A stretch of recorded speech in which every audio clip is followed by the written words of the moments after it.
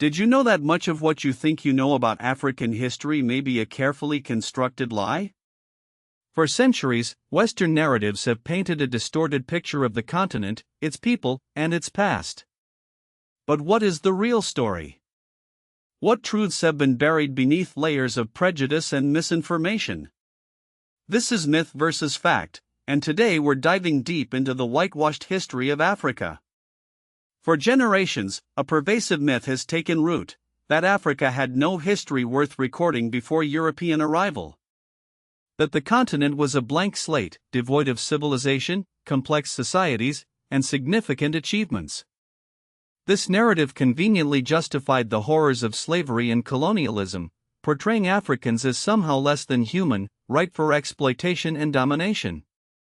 But this myth crumbles under the weight of historical evidence. The truth is far more complex, far richer, and far more inspiring. Before we proceed, it is important to acknowledge the tragic impact of colonialism. It's important to acknowledge the systematic erasure of African voices and perspectives from the historical record. Colonial powers actively suppressed African languages, cultures, and traditions, replacing them with their own. This cultural imperialism served to further solidify the myth of African inferiority. One of the key reasons why African history has been so easily distorted is the reliance on oral tradition as a primary means of preserving the past.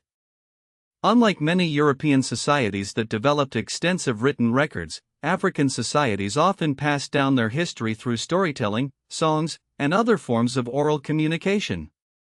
This doesn't make it less credible, but it does pose challenges for historians seeking to reconstruct the past. Oral traditions are vulnerable to loss, alteration, and misinterpretation over time. However, in the mid-20th century, a revolutionary shift occurred in the field of African history.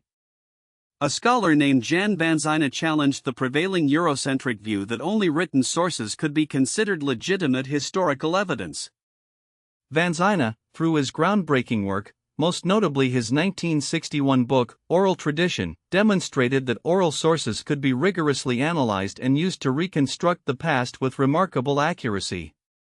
He developed methodologies for evaluating the reliability of oral traditions, taking into account factors such as the social context of the storytellers, the purpose of the narratives, and the consistency of accounts across different communities. Vansina's work opened up a new world of possibilities for African historians. It allowed them to tap into a vast reservoir of knowledge that had previously been dismissed or ignored. His research legitimized the voices of African elders, griots, and other keepers of oral tradition, giving them a central role in the writing of their own history. However, the process of reclaiming and rewriting African history is not without its pitfalls. In the rush to correct past injustices, there's a danger of swinging too far in the opposite direction, of creating new myths to replace the old ones. Some contemporary scholars and activists, in an attempt to restore dignity and pride to African people, have sometimes presented idealized or romanticized versions of the past that are not fully supported by evidence. This can include claims that certain practices are not African things, or that Africans are inherently communal versus individualistic.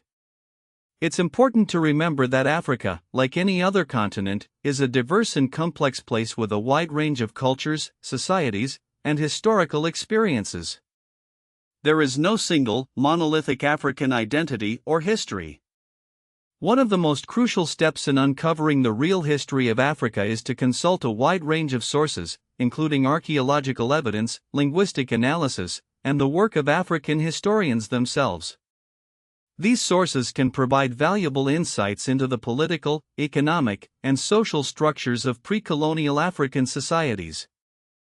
By piecing together the evidence from these various sources, we can begin to construct a more accurate and nuanced picture of Africa's past. We can learn about the great empires of Mali and Songhai, the magnificent city of Great Zimbabwe, and the sophisticated trading networks that crisscross the continent. We can also gain a deeper understanding of the impact of colonialism on African societies, including the legacy of slavery, the imposition of artificial borders, and the exploitation of natural resources. The journey to uncover the real history of Africa is an ongoing process. It requires a willingness to challenge long-held assumptions, to listen to diverse voices, and to embrace the complexity and richness of the African past. By doing so, we can move beyond the myths and distortions that have plagued the continent for centuries and finally recognize Africa's rightful place in the story of humanity. As we continue down our path, we must remember that Africa is not a country. It is a continent of 54 unique countries with vibrant cultures, languages, and histories. To understand Africa, we must move away from generalizations and embrace the specificities of each region and people. The history of Africa is written in its art, its music, its architecture, and its very soil. We must visit the sites, explore the museums, and engage with the people to truly appreciate the depth and breadth of the African experience. We must confront not only the myth of a historyless Africa but also the ongoing impact of neocolonialism, which continues to shape the continent's present and future.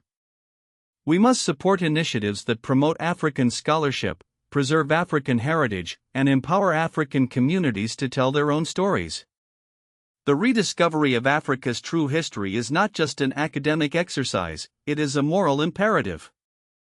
By acknowledging the injustices of the past, we can begin to build a more just and equitable future for all. The truth about Africa's history is out there, waiting to be discovered. It's time to listen, to learn, and to rewrite the narrative. The story of Africa is a story of resilience, innovation, and cultural richness. It's a story that deserves to be told, and it's a story that will continue to inspire for generations to come. Until next time, keep questioning the myths and seeking the facts.